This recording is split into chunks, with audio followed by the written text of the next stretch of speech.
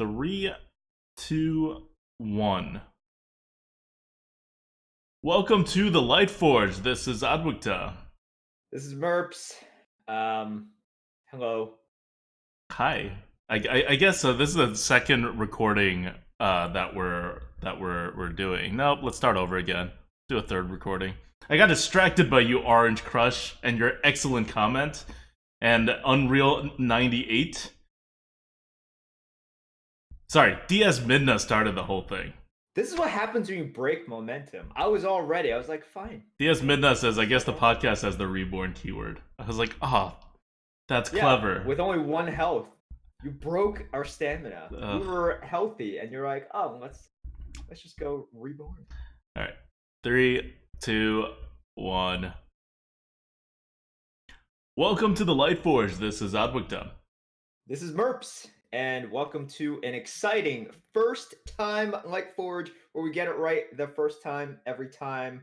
Yeah, that's what we're known for. Never redoing a recording. So the Saviors of Uldum is the expansion that's coming up at the beginning of August, and it seems like they're releasing more cards for it, like revealing. Seems like it, yes. Not releasing, revealing. So it seems like rather than waiting until next Monday, like the 22nd, to start revealing cards, this time around, they're just revealing it as they go. They have like brawl set up where like you deal a certain amount of damage to like some global boss in like a fireside or something with Ragnaros. I don't know. You guys can read about it. But the point being, you'll see card reveals all throughout the next week, and it happened all throughout the last week. And so we're not going to comment on specific cards as much, but we'll still cover like the general themes if anything of particular interest came out. You know what's interesting about this reveal thing? A lot of people were praising Blizzard for this reveal structure, which I also like. Defeat bosses as many times as possible. It gives everyone a sense of community, right? It gives everyone a goal to reach towards, and it's incentivizing something that people were gonna do anyways, right? And then I was just like, wait, like this is what sort of a lot of games like Pokemon Go have been doing this entire time. I'm like, Blizzard finally caught up to this thing where, wow, you can incentivize your entire player base to do something. Don't they do this with WoW? Why haven't they done this with Hearthstone until now? I just don't understand. It's Hearthstone. Hearthstone marches to the beat of its own drummer. Okay, I don't get it. But which as you is guys someone know, trying to discover how to create a beat from scratch. it's mind-boggling because as you guys know, I play Pokemon Go a lot, and for them, like they just have global events all the time. It's like, hey, trainers all around the world catch this many Pokemon, and we'll give you something extra. Everyone's like, oh wow, that's great. I don't know. Everyone kind of enjoys something like that. So when it finally got brought to Hearthstone, I was like, wow, finally. It's kind of anticlimactic. Yeah, I'm thinking about it from the other perspective. You remember when they first started doing the 2-week like sprint, basically, like for release, for revealing the cards?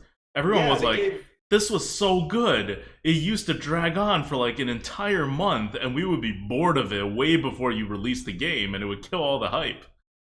And now they're just going back to it, which is, I mean, it's not necessarily a bad plan. I think there's a range of options in there, but I just thought it was funny that they kind of went back on something that was so successful in the past. They did, although this time they're really kind of adding some production value to it. Like a lot of the stuff they've released, they are putting out like these videos with animations and everything. Like Blizzard is doing, not just outsourcing it to people, right? Yeah. So they've added some bells and whistles. They have this whole fireside thing going. But it means we're in for a really long reveal period. And once we start revealing cards for the next expansion, this expansion is kind of over, right? Like, it creates a weird feeling where I'm playing the arena right now, and I'm basically playing lame duck arena. And that's arena, right? And constructed, it's even more lame duck because you've been in, I guess not. They shake up the meta with Rise of the Mechs and constructed too. But for the most part, you're in the same general expansion release for like 3 months now. And this is, I don't know. we'll see how it feels later on. But one thing that we do know from Saviors of Uldum's revealed cards is that the overall power levels of this expansion, so far from what we've seen, it's all super, super, super high. Like, every Yeah. single card revealed so far is a premium card. I don't think any of them is like doing new things. Like, there's no card out right now that I'll be like, oh my god, that's like possibly a 200 out of like our Lightforge scale. But a lot of them are like, oh, this is definitely over a 130, could be a 150, which is pretty much the tops of what cards they normally release. And we knew, yeah, there's always a few of these cards in every expansion like that, but so far, like all of them are like that. Yeah. And like you said, when they do reveals, they always tend to reveal the powerful, like cool cards, either powerful or cool or both, at the beginning to hype up people. Like this is why you'll never see Gilwin Stalker, right? Or Bog Creeper as one of the Or first cards. Scribe, or Hogsteed. Yeah, that's true. Those are always dumped in at the end. It's like, all right, have fun with these guys. Yeah, have fun with the totally irrelevant cards of this game, like Scribe and Hogsteed. Yep, that's basically it. Downland Crusader was also thrown in there at the end, right? Yeah, yep. Talon Crusader Yeah, yeah, also yeah. thrown in. I remember looking at it, I was like, oh, it's a really nice low, power level set that's coming in again with a lot of 2-drops. It's going to be great for the arena. And then they did the card dump of Shadows, and I was like, oh my god. They better have bucketed these right, because these are, Primordial Drake levels, and then they did not bucket them right. And they Yep. remain unbucketed correctly because the reason it's all tied together, right? The reason they're not bucketed correctly is because apparently most arena players are not picking these cards at the rate in which they should. They're not picking these cards because most arena players have no idea how to play arena. They probably never seen a tier list in their lives. They may or may not have played in the arena before, even, and or they may not care to take it seriously, and they're just trying to make a meme deck. And what it basically results in is these cards, which Blizzard, through market research, has found that these cards were unexciting, so unexciting that they just put them in the 30 card dump at the very end. Like, there's literally less than 30 cards at the time they do the card dump, and these are all in it. And so these are the cards that people are they continue to be unexcited about them, even though their power levels are high. And so then they get bucketed low, and so arena becomes dominated by them, which then means that arena is dominated by unexciting cards, which then means fewer players are playing the arena. Like, do you guys see the vicious cycle that's built into this whole system? So what you're saying is Puzzle Box of Yogg Saron is definitely top of the first bucket. I would not be surprised if we ended up rating it like a 50, and then it was like bottom of the first bucket. Like, really would not surprise me. Because if you're talking about fun, that's Puzzle Box of Yogg Saron. And we're talking about pick rate as well. It doesn't matter what the win rate is, because it's going to be low, guys. So yeah, like this is how the system is set up, and as of right now, Blizzard has no plan to solve it. They're just kind of like, deal with it. Um, you know, I really hope Yeah. that the thing that they've been doing with like some of the lackey generators and some of the other cards that are super powerful, but they're not being like picked enough for them to move it up buckets, to just like make them kind of disappear, like to offer them way less than they should be offered. Like, I wish they'd set up that system so it just applies to every card. Like, Mm. Scribe and Hogseed are great cards to have in the arena, but I would honestly see them nearly disappear, like to get offering rates quartered, than to have them continuously be misbucketed, because then they're dominating the arena, and that's a huge thumb on the scale of what the meta looks like. Otherwise, you still have like the, oh, yeah, it's kind of an auto pick when I see these cards, but you'll see it only a quarter of the time, and the meta won't be dominated by it because there's just fewer of them out there. And by the Yeah. meta, I don't mean the 3-3 meta, which is what Blizzard cares about, or rather the 0-0 meta. I mean like the 9-2 meta. Like, that's where the arena really starts for good players, right? You get to like around 9-2, and you're like, okay, this is the meta I have to defeat. I have to win 3 more games to get to 12. Definitely. But we'll see. Okay. Do you want to talk about any specific cards that came out this week? No, no, no. I don't want to to talk about cards. I'm just gonna say all the cards that I've seen so far are insanely good, and the community reacts to them as if they are insanely good because they're not like stealth insanely good. I remember when Scribe came out, like when the card dump happened, it was literally not until the day of our big reveal of like how we value the cards that somebody like made a post on Arena HS that even mentioned Scribe. You guys are predicting like Shovel Fist to be broken since like the time anybody ever saw it. And Scribe at Hogsteed got like one mention and no one backed it up. It was not upvote. It was like a one upvote comment in some thread. And Scribe got no mentions at all until the day of when someone's like, hey, are we all sleeping on Scribe? Isn't this like Savannah Highmane? And I'm like, finally, because I just kept my mouth shut for like 4 painful days until then. Like, I didn't want to be like, oh my god, this card is ridiculous until the podcast. And I was like, but someone's going to say it. It's so, like, it's not like a hard card to value. If someone finally did. But it was not like an instant reaction. It took the entire Arena community, like, 3 days to get there. And before that, like, people had, like, really good players had rated the card and was like, this is a pretty good card, or this is an okay card. You know, like, we're talking, like, top Arena players. And it's just because it's not like flashy or whatever. That's not what Saviors of Uldum has been so far in the reveal, because those cards don't get revealed. So I don't know how good those cards are. But the ones revealed by Saviors of Uldum so far are all like, this is going to be insane. Oh my god. Anyway, my point being, there's probably going to be a lot of power creep coming. Yep. Papa ADWCTA is disappointed in all of you. I was so disappointed in everybody. Do not make the same mistake, guys. Yeah, go through the neutrals, find the damn overpowered cards, and freaking bring it up. Because I'm going to be silent again.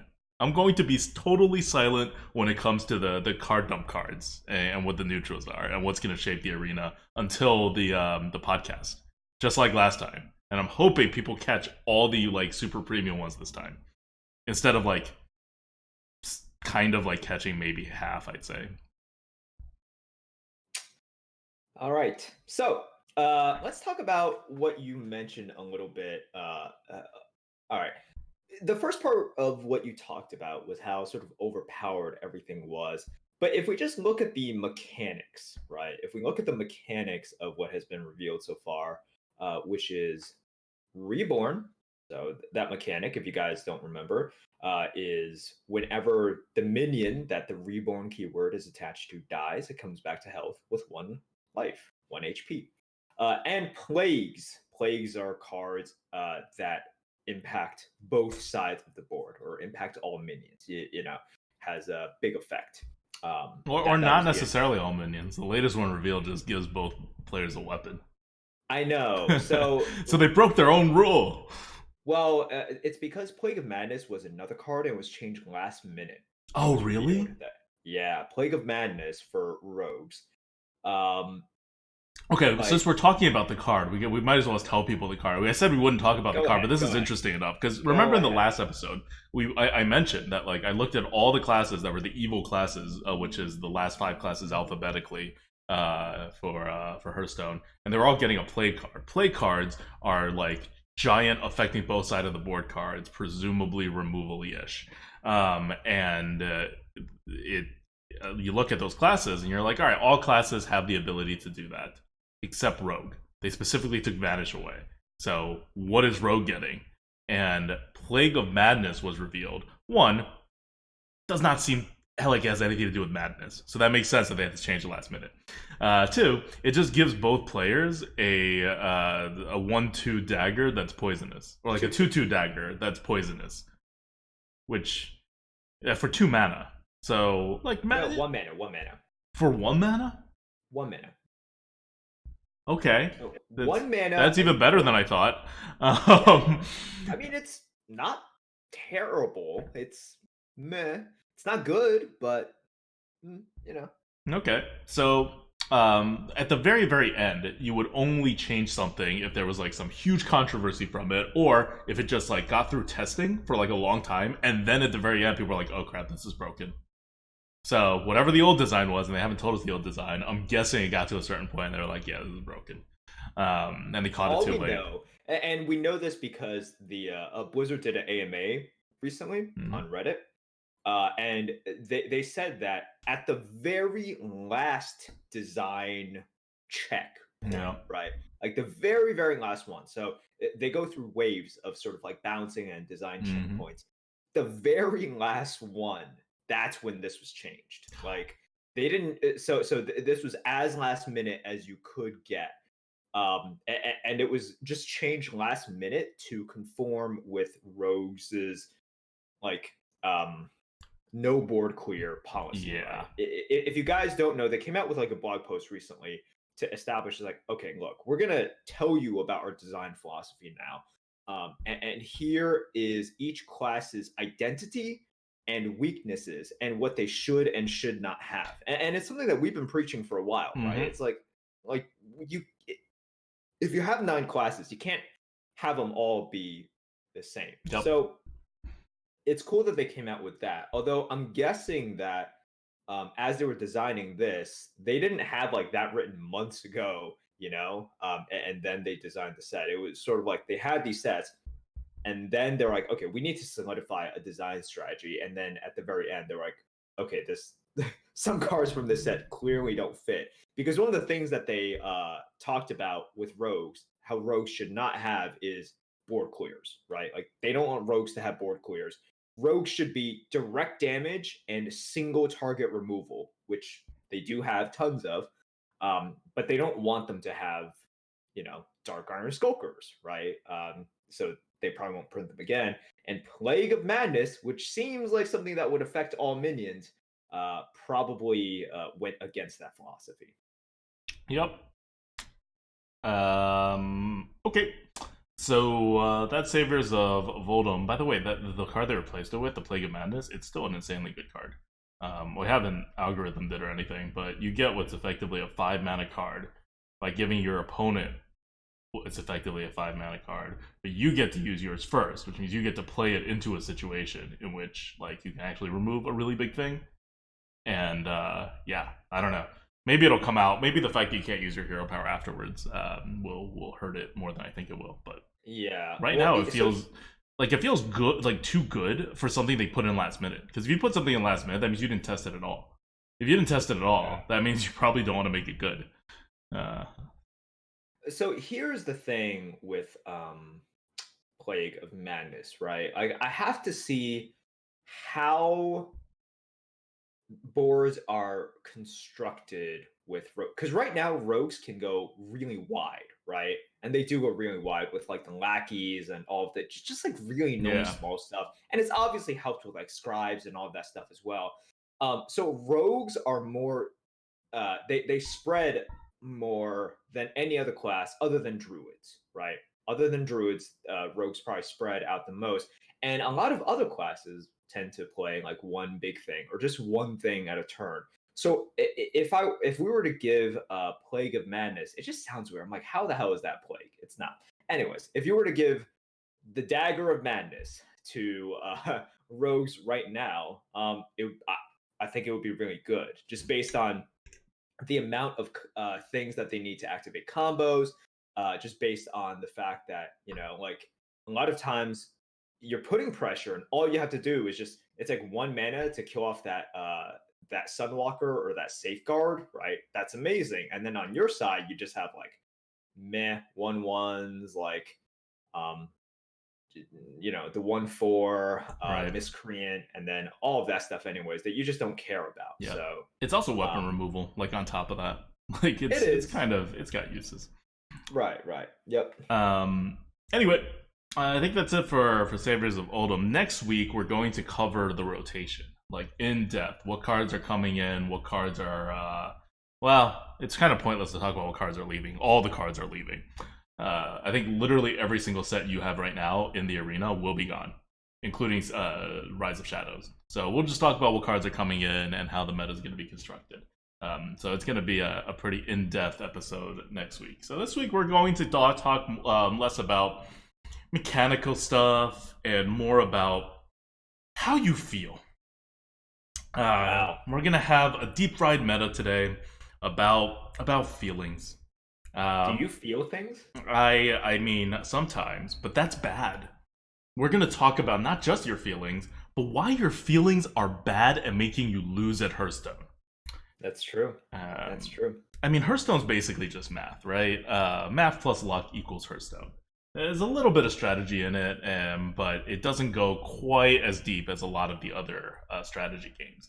And the math is not quite as complicated as a lot of other card games. So a lot of this just ends up then being how well you can control your emotions so that you don't screw up. And we're not talking about tilting. You may think with this lead up we're talking about tilting. No. We're talking about how players systematically make mistakes because of fear, which is the overriding emotion that drives you in almost any game or any situation that has a lot of risk.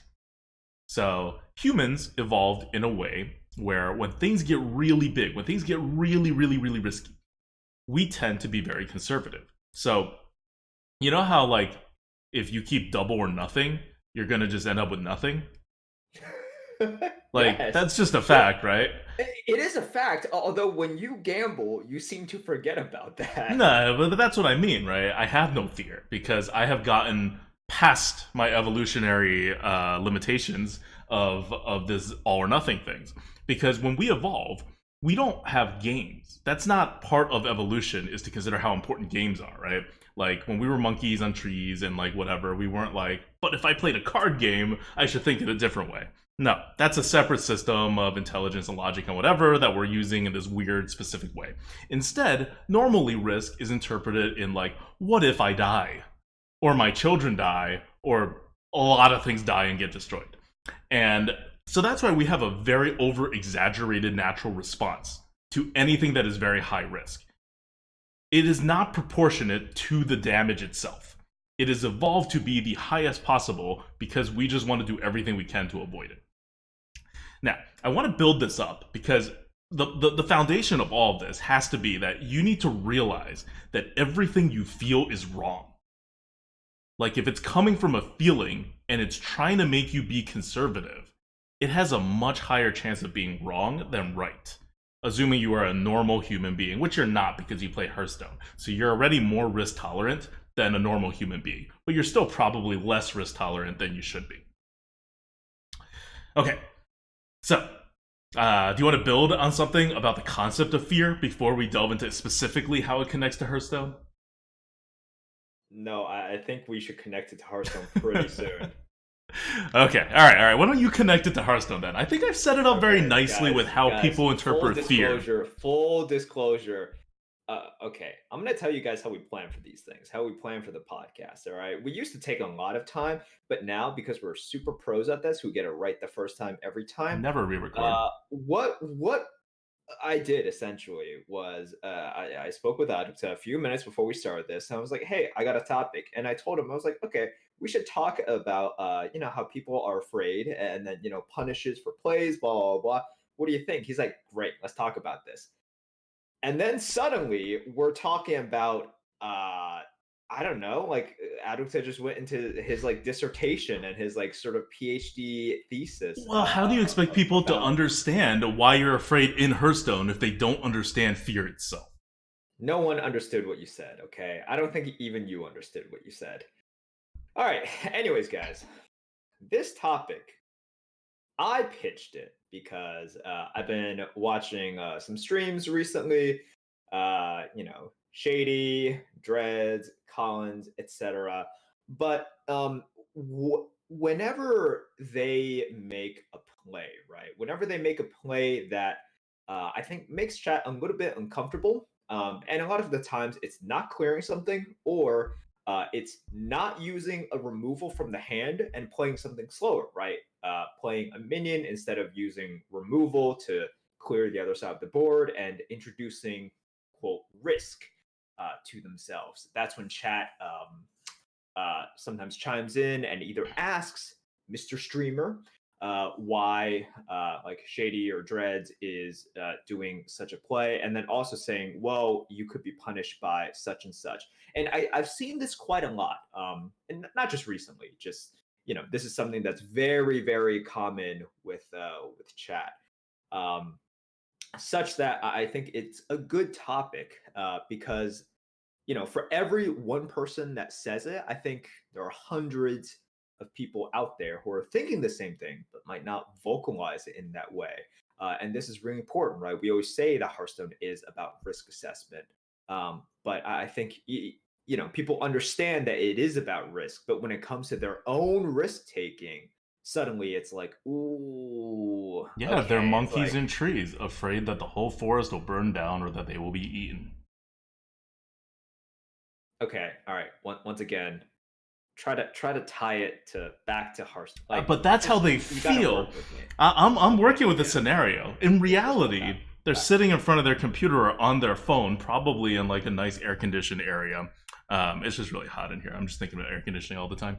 And they're playing a children's card game, right, where the stakes are like near zero in the big picture. Like really, I know this is a podcast mostly about how to be better in Arena, but like if you're not better in Arena, this will have a very small impact on your life. Anyway, moving on from undercutting the whole premise of our podcast. On the other hand, how you're feeling on the inside is that the forest is going to burn down and the jaguar is going to eat me. So that's a disconnect, right?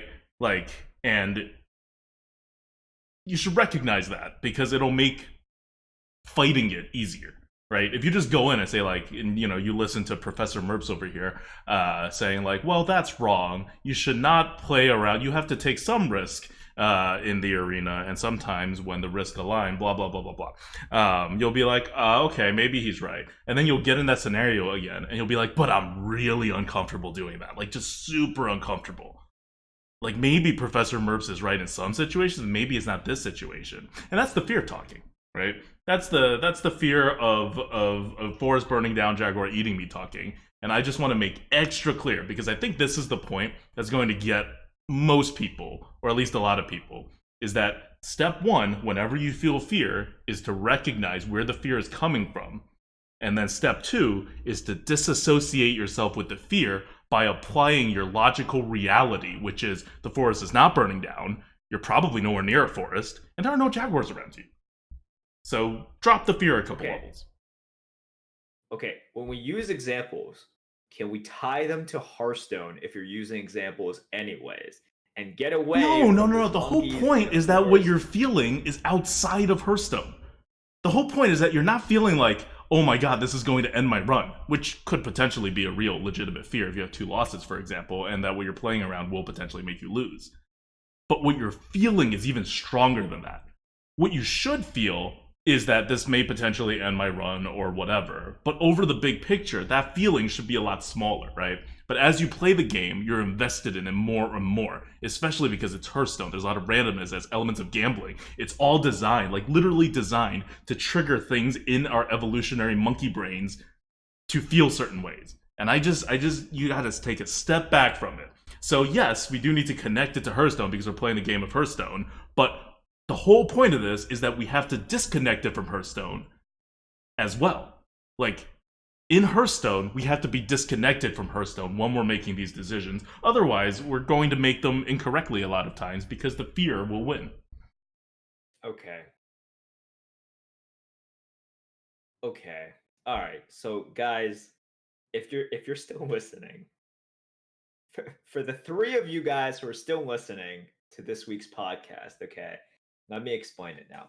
Essentially, when you're playing a game of Hearthstone, you're going to reach the point in which you also come to this decision, uh, this fork in the road of decision making. And the two that I identify with the most, the two general ones that I see the most that people are afraid of is when, let's say on turn 5, right? On turn 5 or turn 6, you can either play that assassinate slash flamelance, or you can drop like the Dalaran Crusader, right? And then leave up their like 5-6 minion or whatever. Also, the second scenario is, you have somewhat of a board, your opponent has somewhat of a board, and you just go all face, right? You go all face, and you sort of open yourself up to punishment in both scenarios. And the thing is, I think a lot of people, and it's, I've coached a few individuals in the arena as well. A lot of times, the very first thing that they usually pitch is the safe play. This is just sort of human nature, as ADWCTA explained, and he doesn't have to explain any further than how he has explained it. But as he explained, it's kind of human nature to do that, right? Like to identify. It's like, oh, we have this flame lance, we have this flame cannon, we have this assassinate, and that's usually the first play that they pitch. And it's nice. It sort of holds off your opponent for a turn from doing anything bad, right? And then it comes to this thing where it's like, okay, well, how much should you listen to your fear, and how do you assess it? That's what I want to talk about today, because in no world are we saying, well, you should never fear anything and always go face. You Even should in you should fear things to the exact percentage in which it will cost you compared to the exact percentage of which the reward is. yes, good. Nothing about weird jungles and getting eaten. Exactly. Nothing about weird jungles and getting eaten. Do not give in to your inner self and your fears about being in a jungle and getting eaten. Okay. So basically, what ADWCTA is talking about, and I agree. What you want to do is, you never want to have fear be amorphous. Fear, appropriate fear, in Hearthstone should always be connected to either a specific card sometimes, or at the very least, and this will actually be for the majority, a category, a small category of Yeah. things I was about that to you know say, is realistic. I don't connect it to a particular card almost ever. Sure. But then there's small categories of things. When I'm talking about specific cards, it's just like, okay, turn 7 for the mage is coming up. There are Right. 2 specific cards that I'm thinking of immediately, right? It's like Flame Strike and Fire Lance Portal, for example. And I think those are 2 that you should think about, especially if the mage has been playing a little bit slow, having some awkward turns, right? But generally, it's also just like, oh, rogues. And single target removal. That's just like a thing with rogues, right? But what you want to do is, if you are currently letting amorphous fear sort of shape your plays, that's a bad thing in general. And if you're sometimes even letting amorphous fear, it's like what you have to do is you have to turn those amorphous fears into actual kind of like fears. So how do you do that? Well, number one, like a lot of people just operate on a turn-to-turn basis by fear, and this is what ADWCTA is saying, and does not need to elaborate on, which is This is when you stop. clear always. Yeah, which is stop doing that.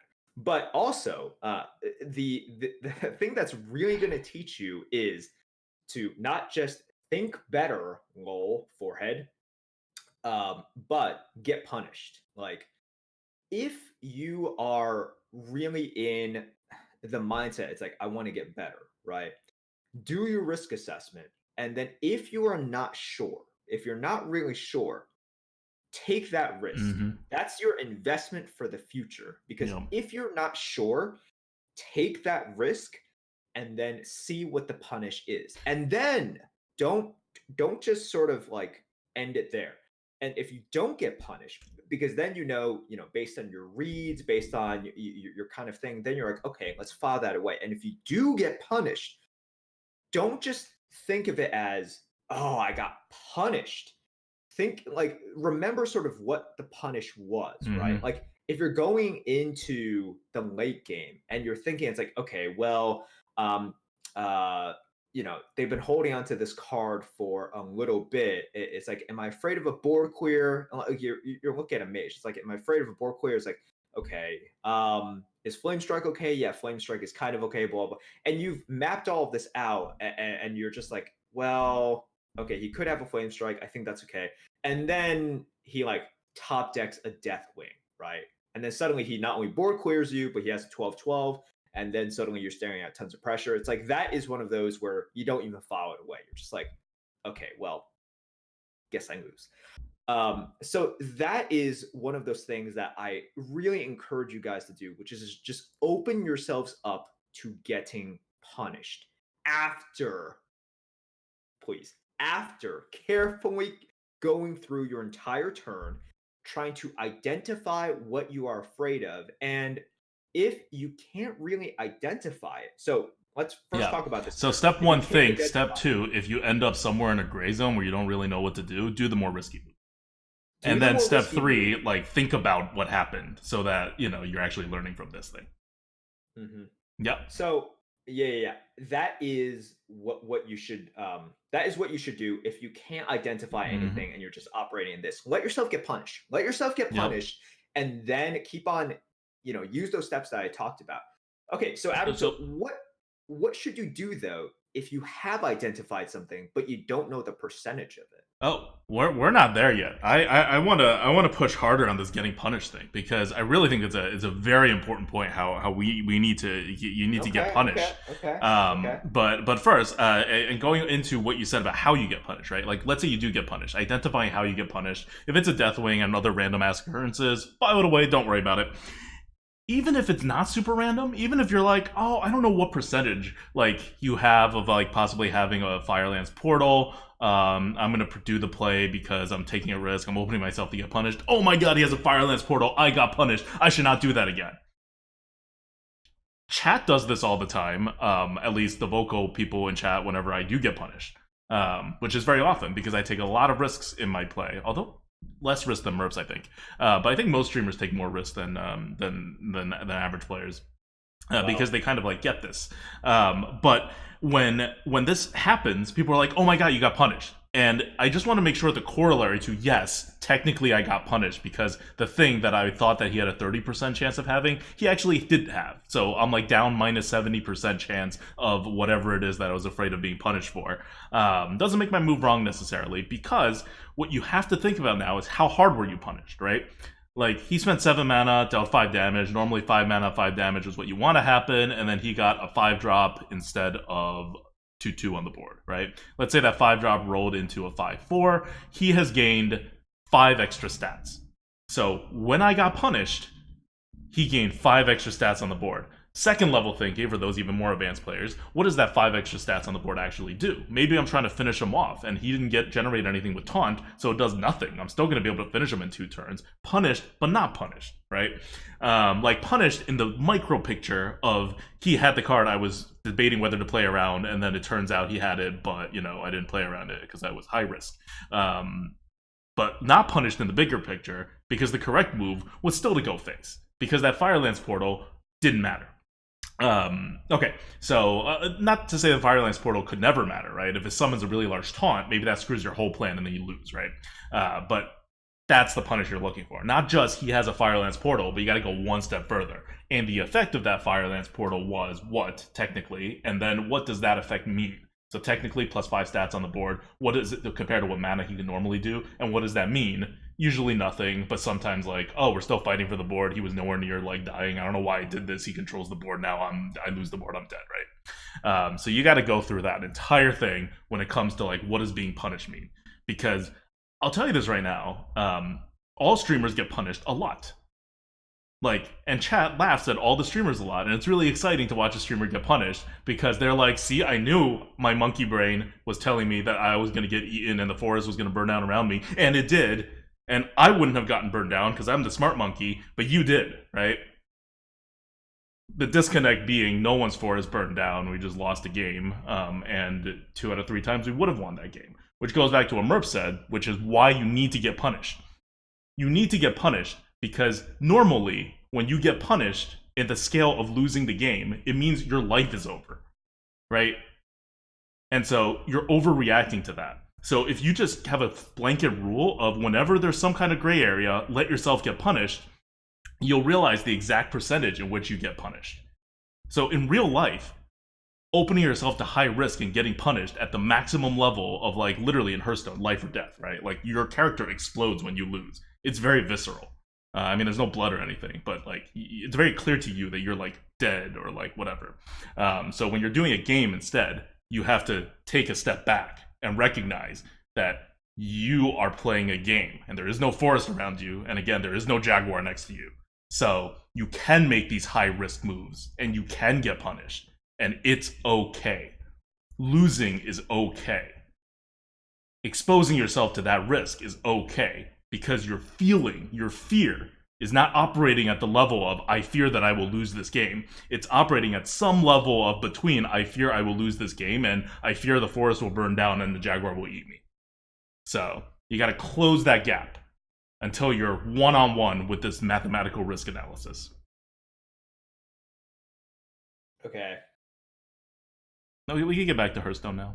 I just needed to tie the monkey and the jaguar back, okay? And the forest and the trees and, the good stuff. Well, the question I asked an hour ago was, what happens, ADWCTA, in the other scenario where you have identified a punish, but you don't know how prevalent it is, right? Okay. Like, so if I have identified... Oh, sorry, go ahead. Yeah. No, I was just gonna okay, just go. Okay, please, so please. The forest and the... I'm kidding. If you've identified a punish, let's say punish is Flame Strike, right? Most basic punish ever. Punish is Flame Strike, I'm going to turn 7. I obviously have no read on whether he has a Flame Strike or not. It's kind of a weird card compared to all the other mage cards. Really, it has like a very exaggerated effect on turn 7 compared to everything else. And I'm going to, Okay, so what's the chance he actually has a Flame Strike in his hand if you have no read? There's a mathematical number for it in the arena. It's based on how often Flame Strike is offered and the percentage of times that someone will take a Flame Strike, right? I don't know what that number is, but in every particular meta, it changes. Whenever Blizzard rebucket stuff, it changes. Whenever Blizzard changes the offering rate, it changes. But there is a number in every single meta. It may be useful to ask streamers or whatever about it because they'll probably have some number in their head. My number for this is something like 0.25 right now, where turn 7 comes in whether they have a Flame Strike in their hand or not. My experience is somewhere between 0.2 and 0.25. And it's never above 50%. I can't remember the last time there was a meta in which it was actually above 50%. There are plenty of metas where it feels like it's above 50%, but I don't think statistically it was ever above 50%. Anyway, Flame Strike is in the top half of the first bucket. It gets offered pretty low, and it's against fireballs and polymorphs, and people sometimes pick the other ones. So you have a number, and you should act as if that number is true. Because if you have a number, you'll know it's true. If you don't have the number, remember, take the risk, right? Pretend there's no Flame Strike, get punished until you figure that number out. If you do have the number, then you act as if that number. So let's say my punish for Flame Strike is -8 tempo / card advantage on the board. So that's 0.25 times -8. If I were to play around Flame Strike, I would lose 4 tempo right now. So compare that with -4 tempo times 0.75. So that becomes -3, whereas the Flame Strike penalty was actually -2 in this case, right? Because 0.25 times -8. These are arbitrary numbers. It depends on your board state. But in the hypothetical, I have 2 4/4s on the board, right? So it's -8. And I'm debating whether or not to put an extra 4/4 on the board. Just keeping things simple. So in this case, and I'm not these are kind of hypothetical examples, but usually when you're trying to play around Flame Strike, you're kind of in this zone. This is approximately the risk of playing into a Flame Strike. Are you going to do A or B? And it's roughly that same ratio that I presented, where you have 2 4/4s on the board and you're trying to add another 4/4 or not. And the answer in this case is pretty clear. If you play around it, you have -3. If you don't play around it, you have -2. So what would you do? You wouldn't play around it, and you would do whatever. And that's usually the right answer for this particular example in Flame Strike. But once you could see how, what did I need to come to that conclusion? I needed to analyze the board for tempo card advantage. I need to analyze the result of the punish, right, for tempo card advantage. I need to analyze the result of me playing around this punish, assuming I can play around the punish at all. And then I need to assign percentages to each of these scenarios happening. Then I just do a little math, and presumably I can get it all done before the rope burns down, and I execute on my plan. No monkeys, no jungle, none of that. Okay. Are you happy? No monkeys. I mean, I am happy with that, but I don't know why you needed to mention that. Because I needed to make clear that the monkey is always in the background. You cannot do anything in Hearthstone or life without monkeys. And once you're fully one with that idea, then you can play the game better. And you can learn from the game better. And not just Hearthstone, any game. All right, for all of ADWCTA's weird sort of cult leader-ish preachings, it Sure. is actually true. If it, like in life, you should also identify what the fear is in holding you back, right? For example, it's like if you are public speaking, like I think that's like people's number one fear, right? Public Hmm. speaking. If you actually break it down and it's like, okay, well, why do I fear this? It's like, well, it's because I don't want other people to think lower of me. And then if you just go one step further and you're like, wow, do I really care when other people misspeak? And if the answer is yes, then you're kind of just a jerk. But the answer is kind of like, and even if the answer is yes, it's like, do I remember these people? Do I ever think about them after like 20 minutes? It's like, no. And if you do, you're probably like a sociopath and a jerk. So it's just like, oh, okay, I've identified this, and that's kind of how you need to go about your Hearthstone turns as well. To turn your very like amorphous fears into like, okay, I need to exactly identify what it is because we should operate with fear, right? Like Hmm. even I think a lot of people look at, for example, my aggro hunter playstyle as like very fearless, and I would say that it is take like it's not fearless. In fact, there are many things that I'm afraid of, and if there is anything, I'm operating with a decent amount of fear because Yeah. I operate in a lot of uncertainty in certain terms, right? Because I just don't have the amount of time necessary to exactly suss out what I'm dealing with here, but I'm making very calculated risks. I think I made this analogy before as well, where it's like playing aggro hunter very effectively is like playing kind of a turbo poker effectively, right? Or short stack poker very, very effectively. It's you can't just sit there and You're grind on it a out. timer. You're on a timer, Like you exactly. think when you're playing aggro, you're putting on your opponents on a timer, but no, you're on the same timer. It's the Hmm. timer in which you win or lose. So yeah, so like, and the reason like something like an aggro playstyle would be more high risk, or it looks like it's more high risk, is because the numbers I was talking about. Whenever you do aggro, everything's like bigger. So like your multipliers get really, really, really big, and so even at like very thin margins, it becomes very clear actually that you should do things that you get punished for. So if the margins are really big, then 55% versus 45% times like 1,000 versus like 2,000 or whatever actually is just like a super obvious decision. Even though like it's almost 50-50 which scenario will happen. There's like a very obvious, very impactful to your win rate answer there. Whereas if the game stretches out to like a really long time and then your decisions, like each particular decision matters a little less, and etc. Anyway, my point really being that like there are certain things that you there's certain metas, there are certain situations you find yourself in, there are certain decks you play in which your fear operates even more against you than normal, and other scenarios in which your fear has very little impact. Like usually if you play like attrition type decks, your whole point is to be fearful. That's the correct move. Like congratulations. Like I know a lot of people like control styles, but like I'm talking really slow control styles.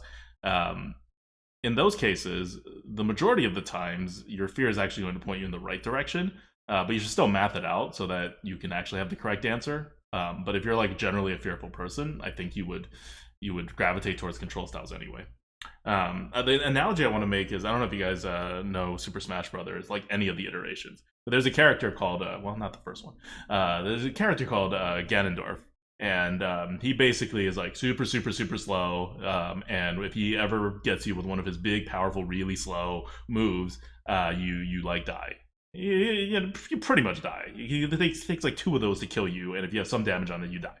But the lead up to all these moves is so long that literally anybody can like just get out of it after they see you start the move. So no one should ever be hit by this move with decent reaction speed. In top level professional matches, people are hit by these series of moves. Ganondorf is not a great character or anything, but he gets his fair share of wins. Why? It's because well, okay, let's ignore why on that, because the why has nothing to do with Hearthstone, because we don't, Hearthstone's a decision making game. But a popular like thing, like I think most people when they see the play style, they're like, "Oh, you have to play Ganondorf with no fear," because you see this person throwing out like punches and stuff that have like no hope of connecting unless your opponent jumps into you. But then it sometimes connects, so you're just like, this guy's kind of doing random stuff, trying to read his opponent a little ahead of time, no fear play. But if you're in the seat of an actual Ganondorf player, like the your feelings really is like, oh my god, oh my god, oh my god, oh my god, am I gonna die? Am I gonna die? Am I gonna die? Because you're the aggro in that case. Like, you have to keep making these ridiculously high risk moves, and they're going to destroy you or they're going to succeed. And so you're actually really, really, really stressed. And until you win, and then you're fine, or you lose, and then you're fine too. So, just noting that, like, if you're an aggro class in HS, you're kind of on the same level, where it may look like you're just like, oh, Smork, go face, but really, like, if you're just doing that, you're not playing it right. You should be really, like, kind of stressed out about playing aggro, because every decision you make actually matters a ton, and the margins of percentages are actually very tight compared to control. Just always make the correct play, forehead. Yep. Okay. Anything else you want to add to Deep Fried Meta? Face your fear. No, that's it. Cool. I would just like to end where we began with the monkeys in the jungle and the panther that came in afterwards. Just remember, guys. And I know it seems like we forget sometimes, but trust us, we have perspective on this. We know it's a game. We know the stakes. We're just usually operating from a perspective of being already inside the game when we're on this podcast. But it's that line. And that line, when you draw it, has effects on your life, obviously. Like, also realize that it's a game for the sake of your life. But even within the game is my point. Drawing that line and helping control your emotions, and especially your fear, that's very important. So, the next time your girlfriend or your mother or your friends who don't play Hearthstone is like, hey, it was just a game, be like, okay, fine. Like, there's some truth to that. It is just a game. And doing that will help you become better and more mathematical and more logical about the game itself. So take a step back, guys. Take a step back from the monkeys and the trees and the panther. That's it for Deep Fried Meta. So for our next topic, let's do we have a question from the goat? Yeah, I was gonna. It's. I kind of just don't want to talk about it after we've talked about such a deep thing. Now, okay, okay, no question from the goat. Our Deep Fried Meta. Yeah, no, I get it. It was kind of deep. We went a lot of places. Deep Fried. We went a lot of places. We, as in me, with the listeners, dragging you along unwillingly. Deep Fried Meta, brought to you by our Patreons, patreon.com/grinandgoat. Thank you guys so much for your support.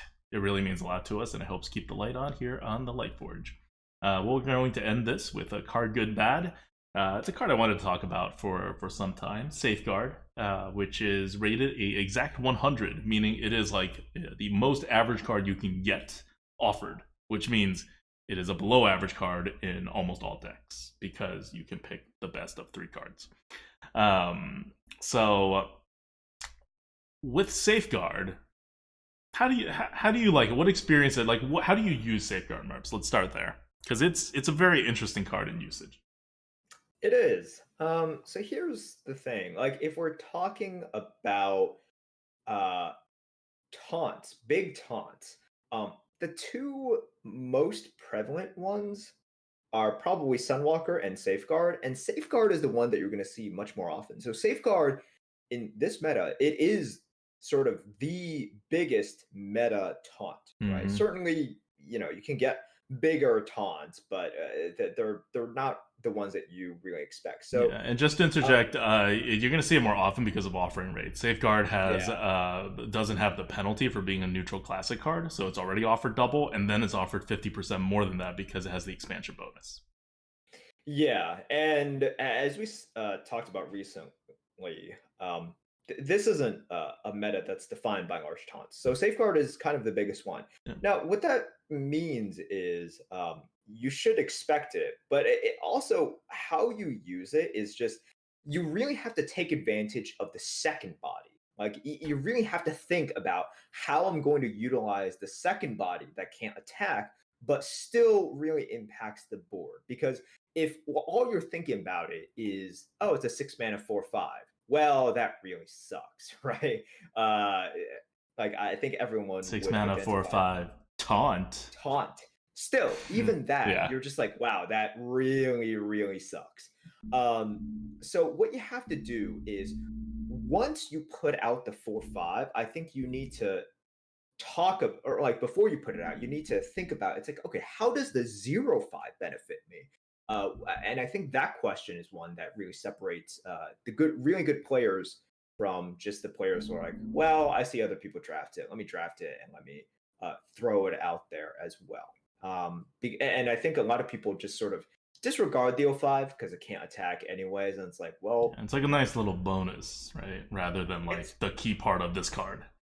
right, right. But the people who use Safeguard the most effectively are the ones that really account for that and identify it's like, okay, well, that's going to stop a few of their attacks, and that's going to give me this like game winning initiative in order to sort of flip the board in order to protect me a little bit better. So if we're talking about kind of these mid-rangey control decks, which I think are becoming much more prevalent. So add to the sort of style, not really like style, but this sort of like I don't care so much about curve style, right? That Mm-hmm. you've been really favoring. I have been seeing that a lot. Yeah.